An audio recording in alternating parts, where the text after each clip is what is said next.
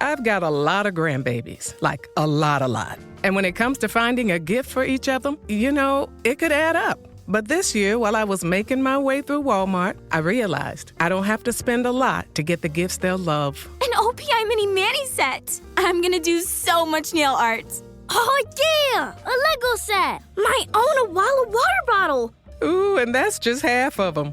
Shop great gifts they're sure to love for $25 and under at Walmart. The sounds of the season can often sound like this. So, when are we getting some grandkids? But with Hilton's Season to Stay sale, they could sound a bit more like this. Or this.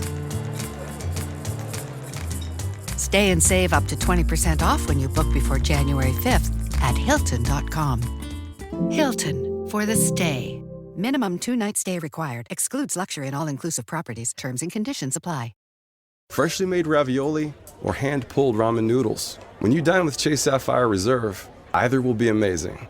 Because it's the choice between a front row seat at the chef's table while getting a live demo of how to make ravioli, or dining family style as you hear the story behind your ramen broth. This weekend, it's ravioli. Next weekend, ramen. Find the detail that moves you with immersive dining experiences from Sapphire Reserve. Chase, make more of what's yours. Learn more at chase.com/Sapphire Reserve. Cards issued by J.P. Morgan Chase Bank, N.A. member FDIC. Subject to credit approval. Did you know Nationwide is so much more than a great insurance company? They're one of America's largest financial services companies. Like how I'm more than just quarterback Peyton Manning, I'm also meditating Manning.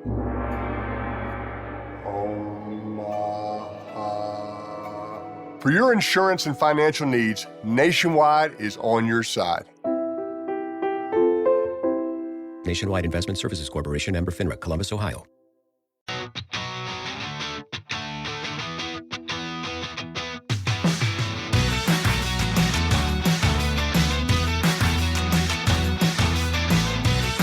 Welcome back to Rams Up, your favorite LA Rams podcast.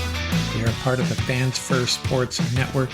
You can follow us on our YouTube channel as well, at LA Rams Up. I'm your host, Mark. I'll be joined occasionally by my football gurus, Paul and Ian. Let's get to it.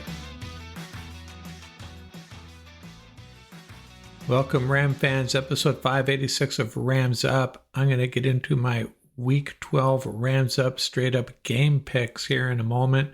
Get through the Eagles and Rams injury report first. For the Eagles, most significantly, Devonta Smith did not practice again on Thursday, so he's at risk of not playing. And defensive end Bryce Huff also did not practice. For the Rams, Rob Havenstein limited, so I guess he's trending towards playing. Joseph Noteboom a full go, so that begs the question, if Havenstein can't go and Noteboom can, do they pull McClendon for Noteboom? I would lean towards McClendon if it were up to me, but maybe it'll be irrelevant and Havenstein can go. That's what we can hope for, I guess. But I'm not overly concerned if McClendon is our starter at right tackle against the Eagles. Now, the other thing that popped up on the injury report, Kevin Dotson did not practice due to an illness. It's only Thursday, so we can only hope that will pass as well. He has been a rock at right guard. Nose tackle Neville Gallimore looks like he's bounced back and ready to go. He's been out for a couple weeks. And how about KT Leviston? He has been on IR, designated to return forever, since before the season started, and he was a full go. So not sure what they can do with him. Is there room for him on this roster right now? They still have Dylan McMahon. They lost Jerron Christian to the Browns. He was poached off the practice squad. So no idea what the plans are for Leviston. Maybe try to sneak him onto the practice squad. Or, hey, if he brings something to the table, maybe they put him on the 53 and someone else goes. Let's get into my Week 12 Rams Up Straight Up picks here, as shared in video format on the YouTube channel. Check it out. Subscribe. Like those videos, please.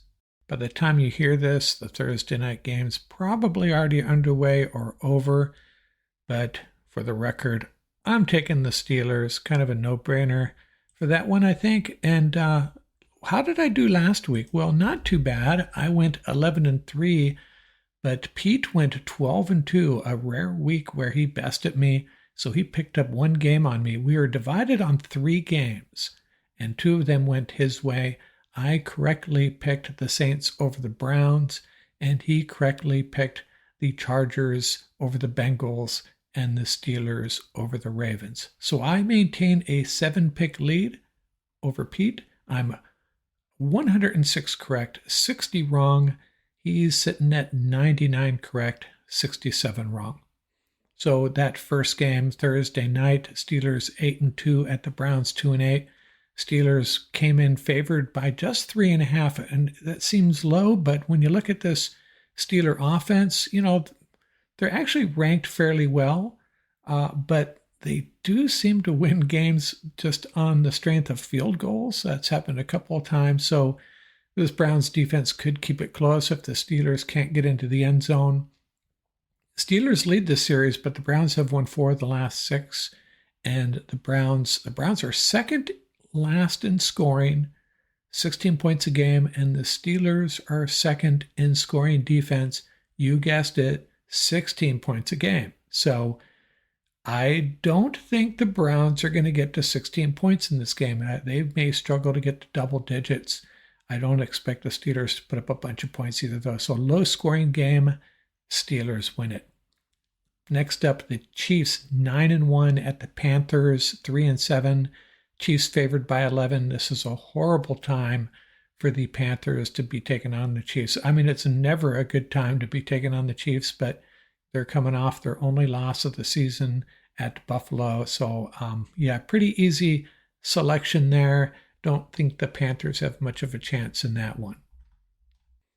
The 8-2 Vikings at the 4-6 Bears. Vikings favored by 3.5. Bears almost knocked off the Packers last week. Would do the Rams good if the Bears could pull off the upset here. Remember, the Bears the Bears may be fairly irrelevant at this point, but if we want the Vikings or Packers to be locked in the Rams with the Rams in a tiebreaker scenario for a wild card spot, we prefer the Vikings. So we'd like to see the Vikings drop off. Rams would win the tiebreaker there head-to-head anyways.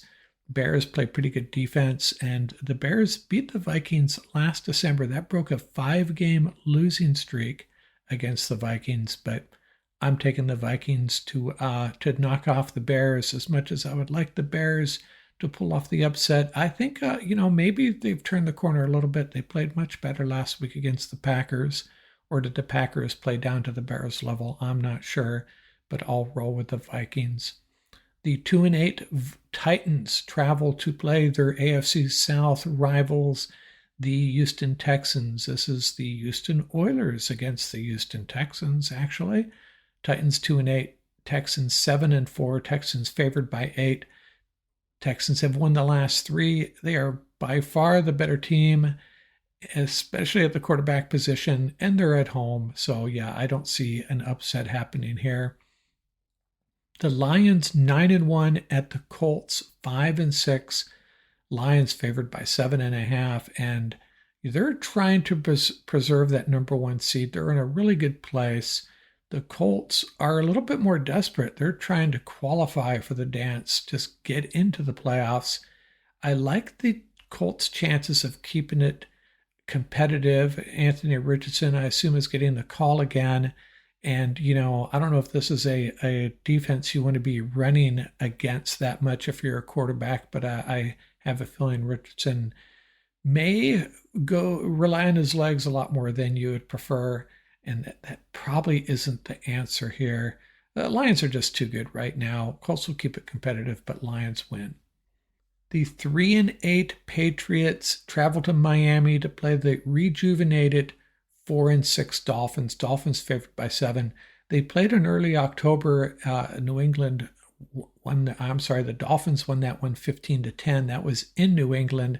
Tyler Huntley was playing quarterback for the Dolphins. Divisional opponents, Drake May playing well. It'll be closer than you think. Patriots always seem to rise to the occasion as far as the defense goes. And Drake May, I really liked what I saw. First time I really watched him play. in that game against the Rams, and I was impressed. So Dolphins are going to win this game, but don't be surprised if it's relatively close. The 4-6 Bucks at the 2-8 Giants. Giants 6-point underdogs. This is Tommy DeVito versus Baker Mayfield. No Drew Lock, no Daniel Jones. Man, Drew Lock was obviously pretty upset about not getting the call there. And my understanding is, an article I read, is that they're going to part ways with Drew Lock at the end of the year. They don't want him getting hurt and having to pay him. So they're just washing their hands of Drew Lock, maybe washing their hands at Daniel Jones, if that's even possible. I don't know what his contract situation is. I know he got paid a year or two ago.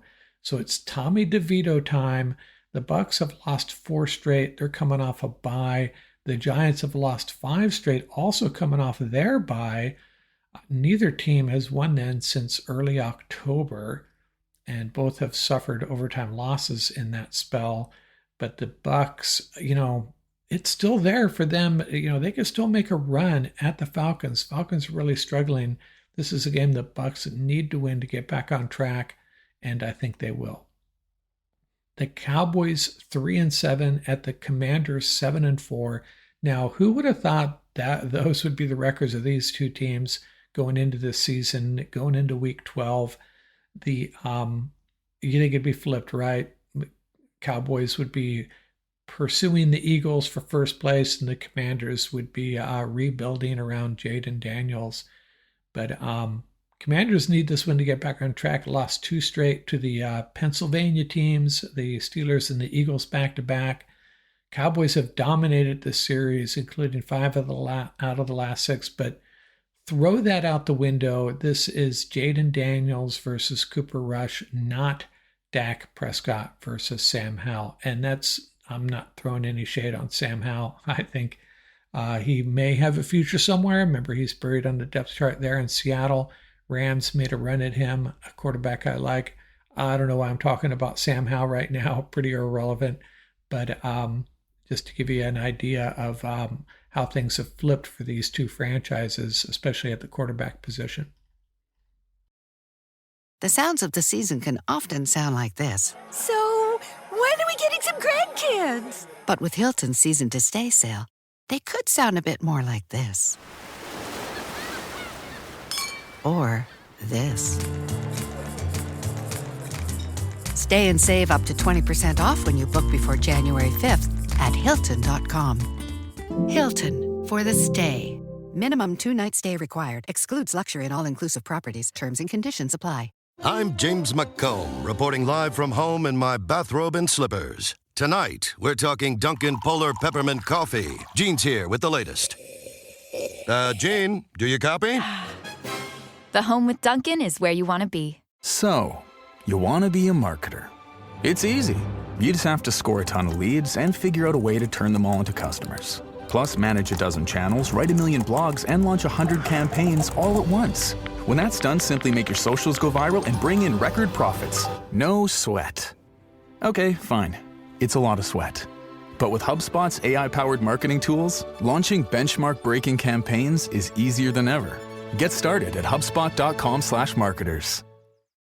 This episode is brought to you by Indeed. We're driven by the search for better, but when it comes to hiring, the best way to search for a candidate isn't to search at all. Don't search, match with Indeed. Use Indeed for scheduling, screening, and messaging so you can connect with candidates faster.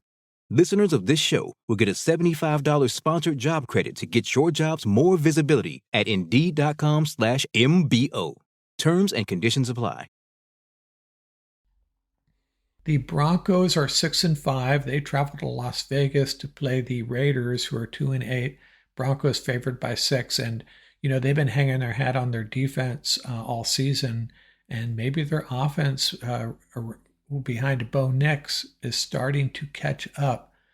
Broncos giving up less than 17 points a game, and if you saw Bo Nix's numbers last week, man, really good news for Broncos fans. They'll present some serious issues. The Broncos defense will present some really serious issues for this Raiders offense that doesn't have much going for it outside of their tight end, Brock Bowers. So, yeah, I think the Broncos will win this quite easily. The 49ers, 5-5 at Green Bay. The Packers are 7-3. Packers favored by 2. Joey Bosa looks like he's out. Not sure if Kittle's going to be back. Brandon Ayuk, of course, is out. Deebo Samuel is playing, but man, it's not just me. I know it's not just me. Deebo Samuel is not the player he was just a year or two ago. I don't see it. He looks slow and not very dynamic at all. Not the threat that he used to present to defenses. I just don't see it. Averaging under 3 yards per carry when he runs the ball. And I don't know, man. I think the 49ers are in trouble. Now, the 49ers have ended the Packers season twice in the playoffs recently, and this may be payback time for the Packers. They could really put a dent in the 49ers playoff pursuit. And these are two quarterbacks that, in my opinion, are a little bit overrated. I'm not saying they're not good quarterbacks, but they're not all that. They're not what people think they are, in my opinion, especially Purdy. Watch some tape on him just today. Chase Daniels calling out some weaknesses in his game, and I've seen it over and over again. I'm not digging for this stuff. It just keeps falling onto my lap. Concerns about Brock Purdy, his ability to play at a championship level. He's pretty darn good when he's surrounded with all of the weapons that they had recently. Now they're just another offense, really. I mean, Christian McCaffrey, yeah, I get it. He's still incredible, but I just don't see it happening for the 49ers moving forward. They could pull off a win here, but I'm taking the Packers because I think the Packers are a little bit overrated too, which is why they are not in my top 12. Remember, the Bears should have beat the Packers last week. They had that field goal blocked, the game-winning field goal blocked by the Packers, preserving the win. So, pump the brakes on the Packers. I know some people are really in love with their potential, their ability to make a deep playoff run even, and I'm not seeing it. And, a couple of teams have proven me wrong already this year, including the Steelers. So we'll see if the Packers prove me wrong. The 6-4 Cardinals go to Seattle. Seattle's 5-5. Cardinals favored by 1. And this can understate what a big game this is as far as how the NFC West is going to fall out here. If the Cardinals win, they create a little bit more separation, certainly with the Seahawks, potentially with the 49ers and Rams too, depending on what happens in their games. If the Seahawks win, we just push this NFC West fiasco ahead 1 week, and we'll see how it plays out next week. If the Seahawks win, takes a little bit of pressure off the 49ers and the Rams moving forward. If the Seahawks win and the Rams win and the 49ers were to lose, suddenly the Rams are sitting kind of pretty. They would just have to focus on, shouldn't say they just have to focus, but that Rams-Cardinals rematch would loom very large as far as who's going to end up winning this division. Really good game on Sunday night. The 7-4 Ravens travel to SoFi to take on the Chargers. This is a really tough game to pick, probably the most difficult one for me to pick. This Ravens defense is, however, not what we are accustomed to seeing from this franchise, giving up 24 points a game.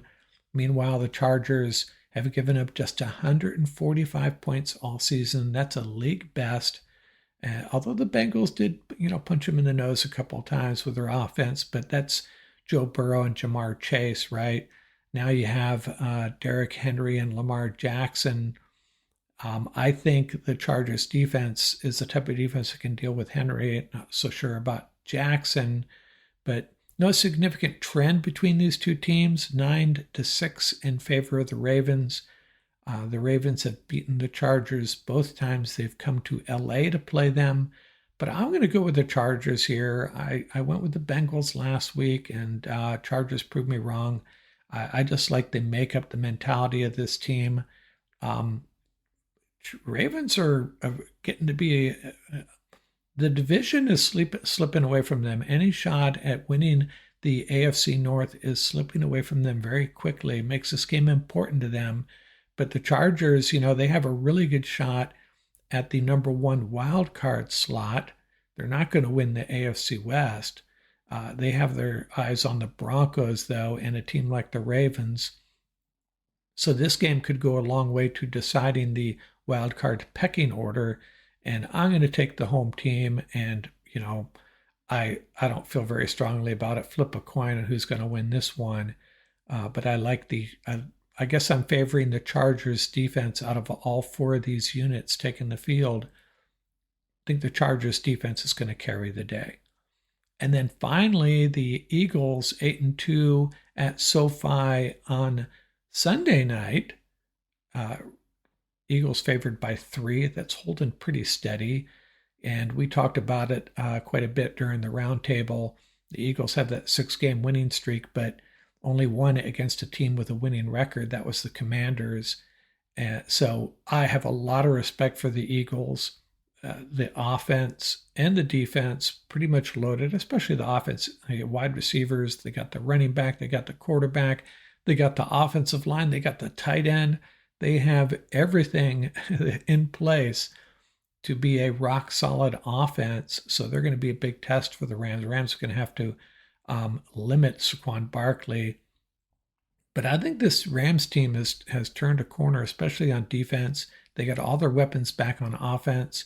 Their offensive line, even if Rob Havenstein can't go, feel pretty good about it. The one thing the Eagles don't do is pressure the quarterback real well. And if you can't pressure Matthew Stafford, watch out with guys like Kupp and Puka. Obviously the Eagles secondary is also stacked. Quinyon Mitchell back there, one of the best rookies, if not the best rookie. Well, he's the best rookie secondary player, period, and a candidate for defensive rookie of the year, along with Jared Verse and Braden Fisk. But I think Puka and Kupp and this Rams offense can neutralize his skills. Rams will take advantage of, I don't know what they're going to take advantage of. Sean McVay hopefully will figure something out and get this offense rolling once and for all against a Vic Fangio defense, which has been the kryptonite against Sean McVay offenses. But not this time. Rams pull it off, and as I made a pretty bold prediction last week. I said Michael Hoyt was going to block an extra point. So I'm going to continue to make bold predictions. Xavier Smith in the return game makes a big play, and Joshua Carty has the game-winning field goal to restore our faith in special teams. That was the only unit that slipped a little bit last week against the Patriots. They bounced back. Complete win for the Rams, and they could potentially be tied with the Cardinals next week atop the NFC West. They pull off this win. Rams 24, Eagles 23, out here from Rams Up.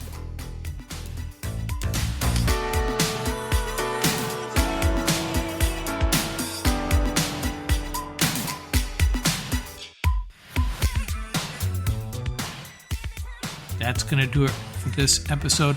Remember, you can reach us at ramsuppodcast@gmail.com. And don't forget about our YouTube channel. Our handle is at laramsup.com. Till next time, keep the horns up, stay safe, and have fun out there.